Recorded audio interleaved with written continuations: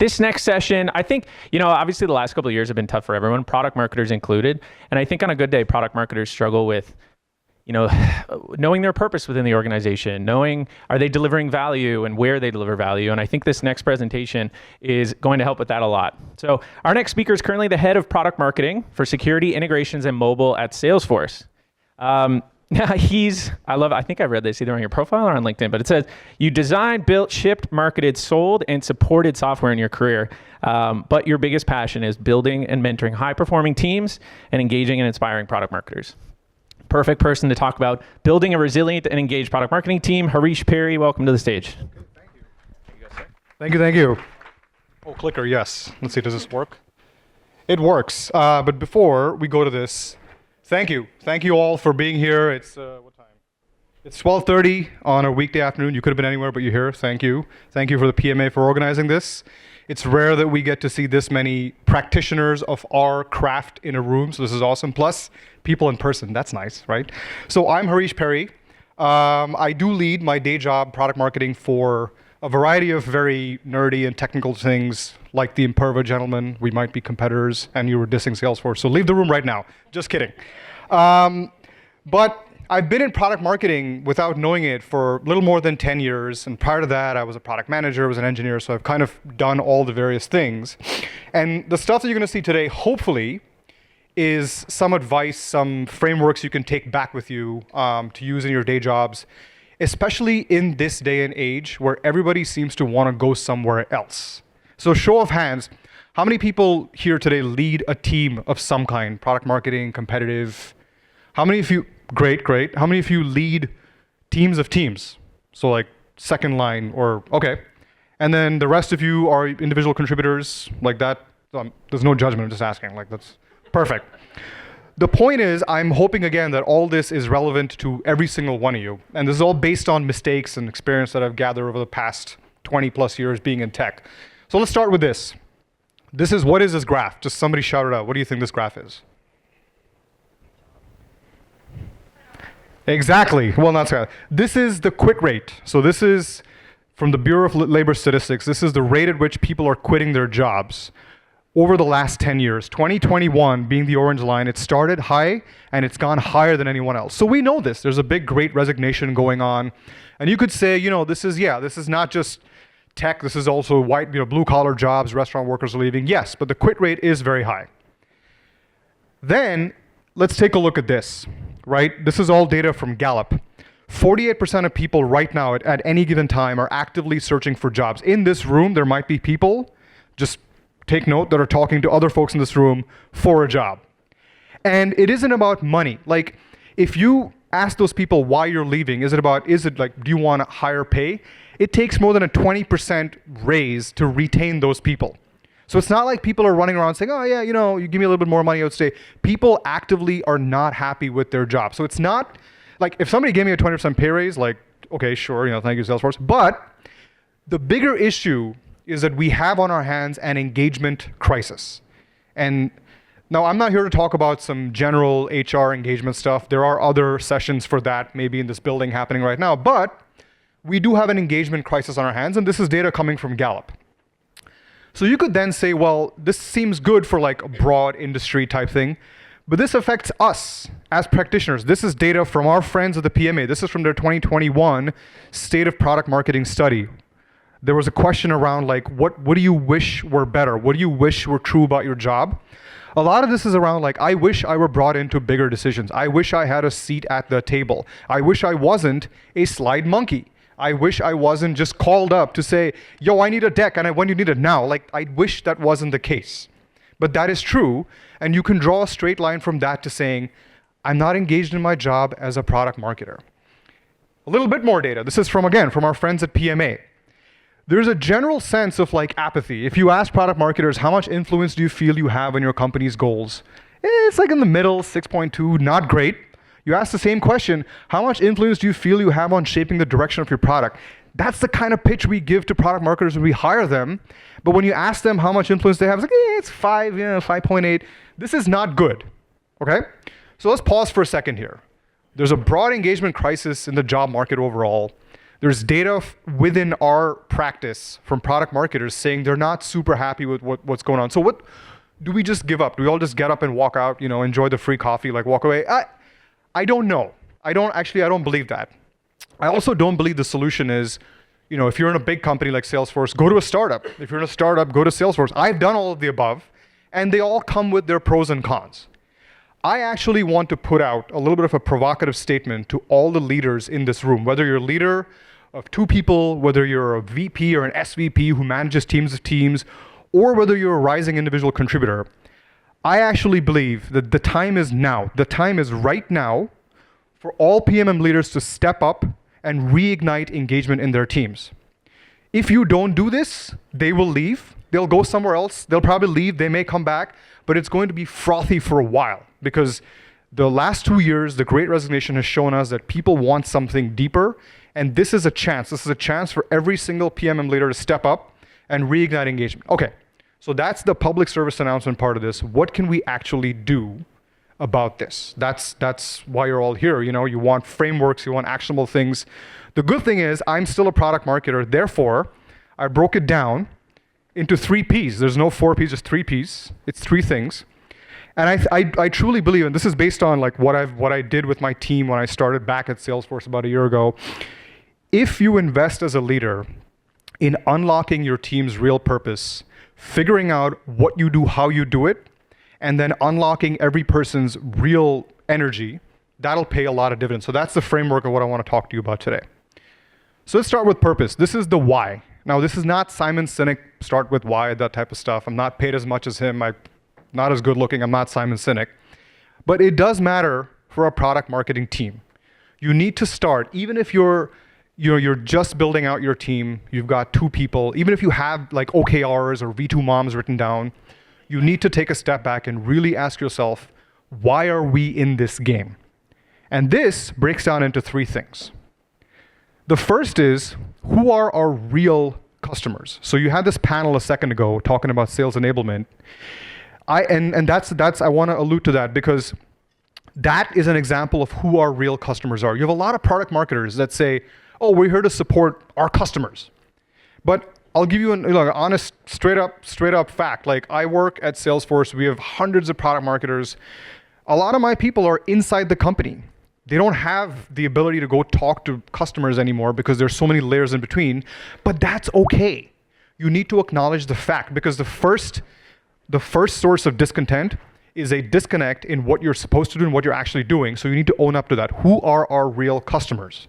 It's okay if your real customer is sales. It's okay if your real customer is sales engineering, because you need to understand where you fit in the value chain of your company. There's nothing wrong with that. You need to accept that, right? And I'm not saying accept in the sense of like resign yourself to it. Another way to frame the first point is, who do you serve? Because when you change your mindset from like, no, I want to get airtime, to, no, I'm here to help one rep move one conversation ahead, that unlocks a great sense of purpose. So as a leader, it's your job to really step back and say, where do we fit in the value chain of our company? Like with my team, most of the time is focused on, we have a go-to-market team that then works with an industry team that then works with the reps. That's okay. We know where we fit in the value chain, and we do a damn good job to make sure that our customers are successful, even though our customers are internal. So that's the first thing you need to like really unlock. The second thing is, the group before me was talking about metrics. Yes, based on that purpose, what do your actual metrics look like? This was an argument that I've been having over the last 10 months with my team. They're all like, no, we're here for ACV. We drive ACV growth.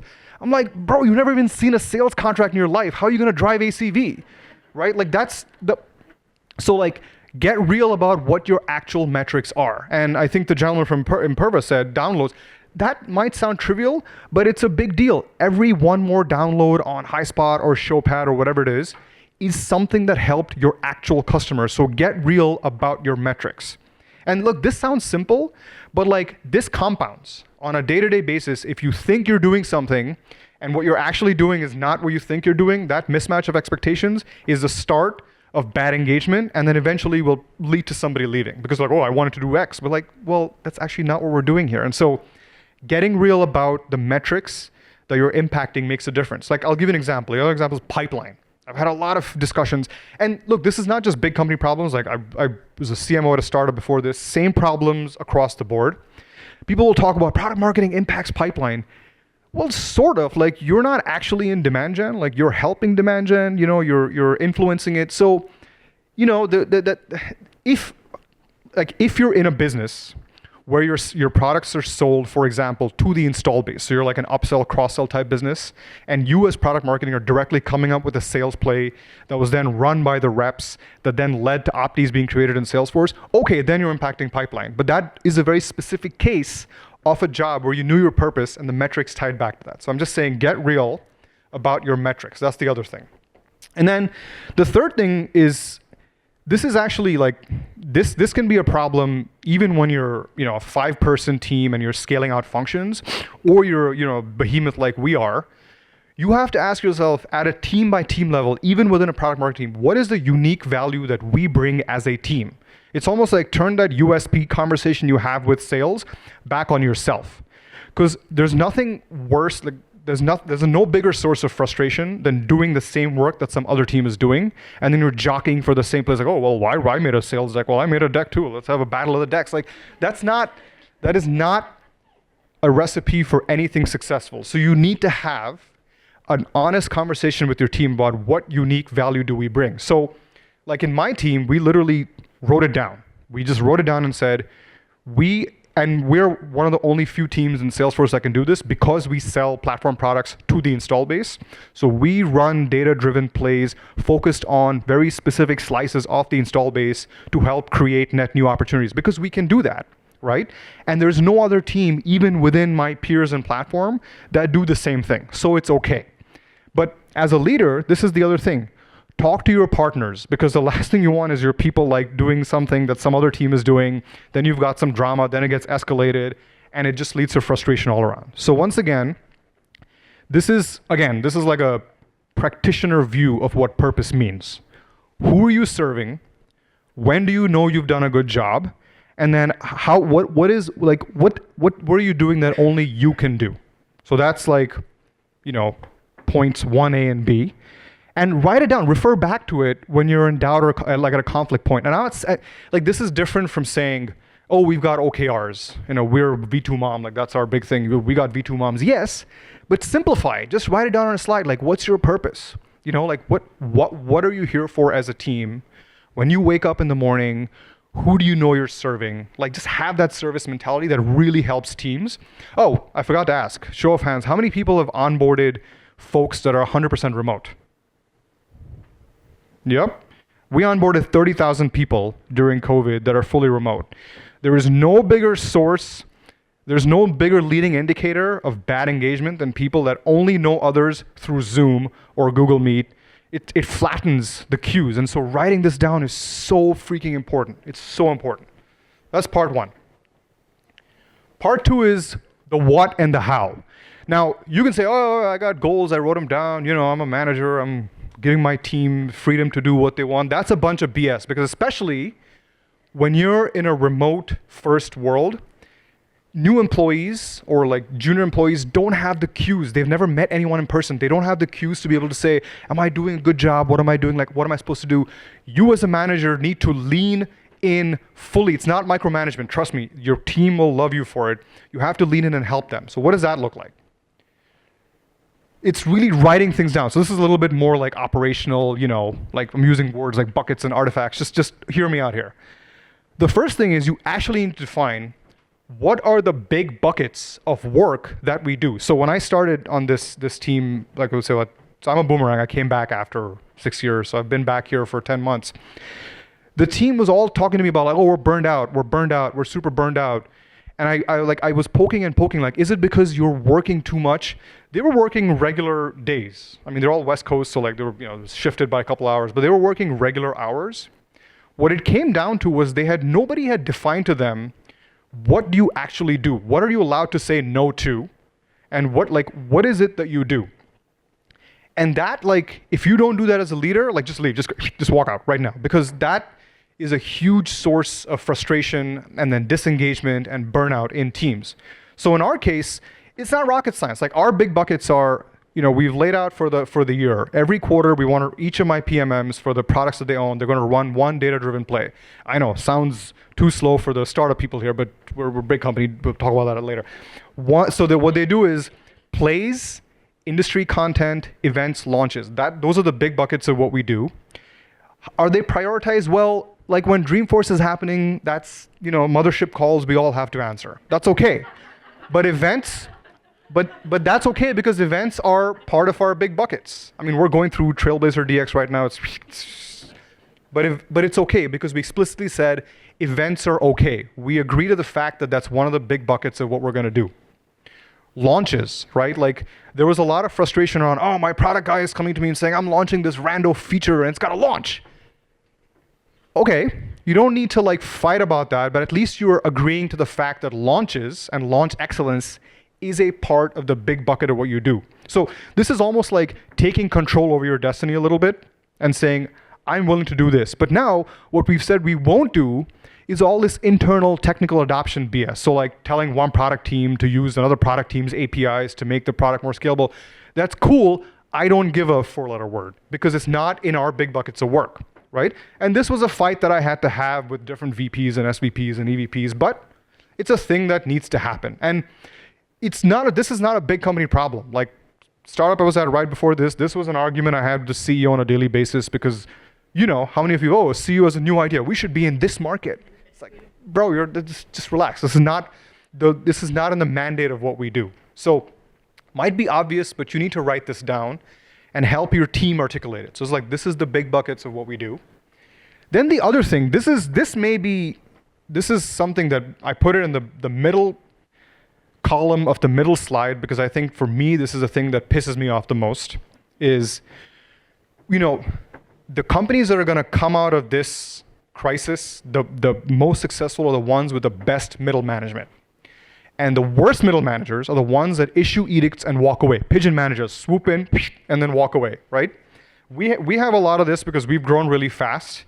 And so this is something for every manager to say, what is the baseline artifact? So don't just say, oh, I want to do a new kind of launch. What does that look like? Create a launch template. Do the work, bro. You're a manager. This is something that it really pisses me off because we have a lot of this and this, companies don't check for this during hiring, then you end up with a very weak middle management layer.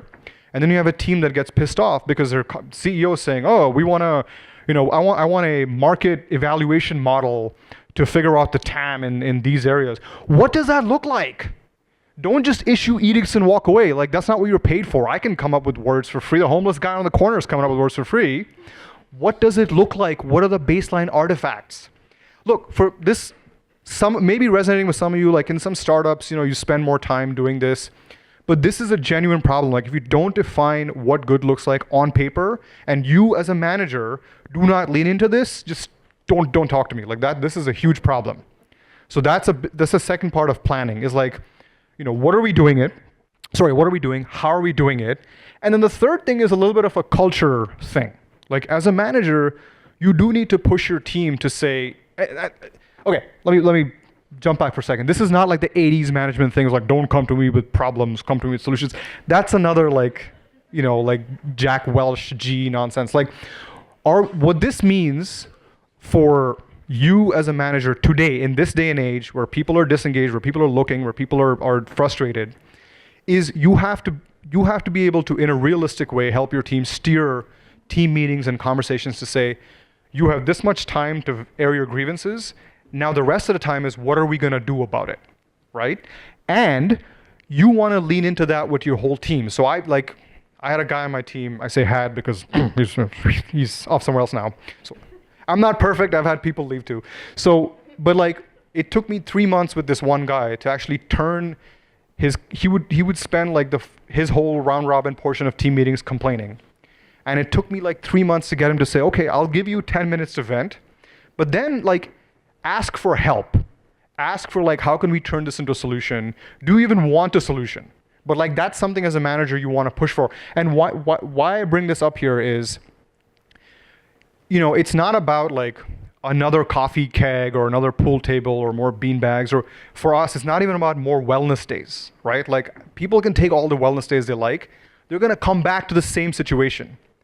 This is a new, like product marketing is a new, growing, exciting area.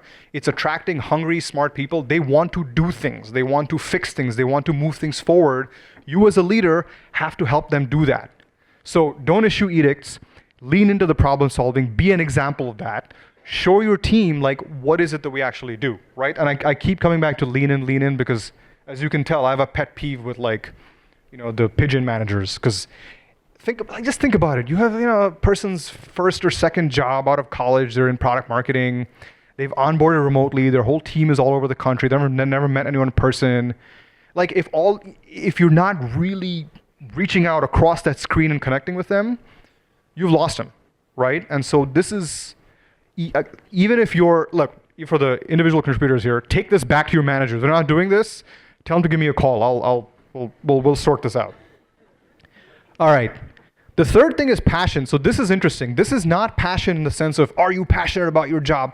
Look, we don't, is work a family? Is work not a family? Is work a sports team? I mean, everyone's got views. WeWork said it was a family. Netflix said it's a sports team. It's great because they all got to get movies and books about it. When I say passion, right? When I say passion, I'm really talking about like the WIFM the what's in it for me for each member of your team. The HR term for this is discretionary effort. So what is that about? That's a fancy term. I used to work in HR tech, so I have to use that term. What this is really about is, what is the unlock for each person? And this is very, very near and dear to me because I've made a lot of mistakes on this front. I thought that, we've spent a lot of time on our purpose. We know where we sit in the value chain. We know who our customers are. We know how we're going to get the work done. We're a machine. But then I still had people that are like, I don't feel it. I don't feel connected to what I'm doing. What I realized is if you don't do this, you're falling into the trap of managing others like you want to be managed, which is the biggest mistake you can make as a frontline people manager. So what the unlock means is beyond work, like what is it that makes this person tick? So we at Salesforce, we have this whole thing about volunteer hours, and it's a big part of the company culture. Some people on my team are really into mentoring people and growing people. You have to understand deeply as a manager at every personal level, what is it that makes them tick? One, because it will help you connect with them, but two, selfishly, if you give them a chance to do that, that opens up a reservoir of energy that could not just be opened up if you got the right purpose and the right execution plan. This is a huge thing. I have one specific member of my team. She's still here. She's actually now one of the most engaged people on the team. What made her tick was mentoring people. And so I had to find different ways of getting her to mentor new MBA interns. Recently, we were able to build a small team around her, and she had the capacity to do that. And now she's like leading these big launches that we've coming up. She's fired up. She's creating new ideas and energy that all of my other, fancy talk on the other two slides did not unlock. So this is very important. What is each person's unlock? And this really matters, again, when you're looking at somebody across just a screen, you've never met them in person. Like, you have to realize, just like, the old saying, TV adds 10 pounds, like Zoom, subtracts 10 pounds of goodwill. Basically, you're it just come across as like somebody super transactional. And so you have to reach across the screen and say, what is it that makes you, right? And the second thing is, you better well make space for them to do those things. Because even if it seems like it's a little bit of time not spent on work, that discretionary effort that'll be unlocked will pay dividends, like massive dividends for the future. So that's my shtick. We're in a new world. We're in a brand new world, and this world is not going to change. That's the thing. I mean, we're all here unmasked, the stuff is calming down, I think, but the lasting impact that's had on people will stay for a while. And you've got companies shutting office space, companies moving to hybrid model. That remote working is here to stay. And so for every manager, I implore you, purpose, planning, passion, focus on that, lean into that. This will help make your product marketing teams more successful and hopefully keep them around for a long time to come. So that's my spiel. Thank you.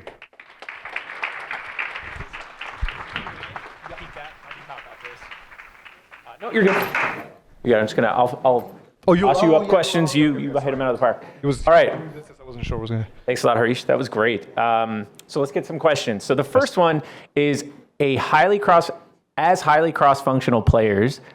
Oh, no, here you go. How do you establish OKRs for your team that are not just influencing the direct actions of other teams? So that, second question. So that does come down to like, you like really think about, that comes down to the, where do you fit in the value chain? Because there's got to be like at least one or two things that are in your control. It's not like everything you do is dependent on the output of someone. Like there's got to be things that product is not going to do, that sales is not going to do. You have to figure out what those things are and just focus on that. But a lot of this is like meta-analysis. Like who are we? Where do we fit in this company? And if you don't know that, go talk to sales. Spend a lot of time with sales. Go talk to product. What do they expect from you? Go talk to sales. What do they expect from you? Go to enablement. What do they expect from you? Go talk to competitive. What do they expect from you? And then figure out where is the space that you can play. Because you definitely don't want to be in a situation where your OKRs are just like are fluffy. You want to have one or two things that you can deliver. Otherwise, there's no sense of accomplishment. Nice. Yeah. Any tips for people here who report to managers who do not know what they do? Yeah, tell them to come talk to me. I'm just kidding. No, look, that's turn it back on the manager. And be like, what is our purpose? Use slide number 1. What's our purpose? Call them out, right? This is a generation of call out people, right? This new generation, right? I know this because I've been put on the spot a lot of times. No, just like what is it that we do here, right? What is it that we do here? What do you think? What does good look like? I came up with all this after going through a lot of embarrassing experiences with my teams over the years. I had big ideas, big words. But like, what does that mean? It was like, I froze on the spot. And then over time, I'm like, yes, you can't just say big things and walk away. So I would flip it around and, I would replace the LOL face with some muscle and be like, go ask your manager, what does good look like? You have the right to do that because you have choice. The market's hot. It's super hot. Please. We're hiring too. Go, please. Yeah. Next one. So if you're a revenue-driven organization, how do you maintain your team's value if you're not saying that your goals aren't tied to ACV and ARR influence? So revenue just doesn't happen overnight. There's a revenue process. They were talking about revenue enablement. There's an entire sales process. There's demand creation. There's awareness. There's demand creation. There's proceeding, pushing demand through the pipeline. Product marketing can play a role at any point in that. Okay, so again, it comes down to really dissecting where is the part that we can actually have an impact. Yeah, everyone is fighting for ACV. Everyone's like, I closed the deal. I'm 10 million last year. I sold 1 million seats of Salesforce in my lifetime. I got reps that say that to me all the time. But you don't need to live there. You can live in a different part of it. So it comes down to like you have to understand how money is made in the company, and then figure out where you can insert yourself in there. Great. I like this next one. It's saying, as an IC, any advice on how you can take some of this to share with disengaged peers? So if you're an IC and you're engaged and your peers are disengaged, you are that PMM leader that I've been talking about. Because leadership doesn't mean, you're a boss of someone. Not at all. We all know the world is now full of flat hierarchies basically. You can take this advice back to your peers and say, hey folks, like, I know you're all complaining about, I don't like my manager, my job is not great. Oh, this company reached out to me. All these recruiters are hitting me up on LinkedIn. Yes, but challenge your peers. What can we do about it now? Right? You can challenge them and say, okay, you can go to another company. Are you guaranteed that the same crap that's happening here is not going to happen there? Probably not, because ultimately it's all the same. So like, what can we do today to fix it? This is assuming your peers don't hate you, so I don't know who you are, but like, if your peers don't like you, like they might be like, oh, who's this schmuck who's coming talking to me about advice and stuff. But if you like them and they like you, you can make an impact. Believe me. Nice. I'm not sure if this last one, you kind of already answered it, but anyways, I'll tee it up. How can you train a manager to do these things when you report to them? Just give them the feedback. A good manager wants feedback. All my one-on-ones are like half feedback. People are like, oh, I wish you did this. Here's the thing you could have done better in this meeting. Thank you. Absorb the feedback. I mean, if they're defensive, it's tricky. I mean, go above their head. It's fine. Like, I don't know what the culture is, but like what's the risk? You get, people don't like you, go find another job. It's fine. In that case, I condone it. It's okay. But like, you need to give the feedback because otherwise your managers will not learn. And you know what, thank you for the last question. That's something that should have been in the slides is like, as a manager, your job is to listen and serve. If you're not doing that, you're in the wrong job. So that is, and the only way they'll learn, if they're a good manager, is they'll listen to what you're telling them. So that's just general HR stuff, not even product marketing. I love all the hot takes. It's awesome. All right, I think that's it. Question-wise, so Harish, thanks so much. All right, thank you.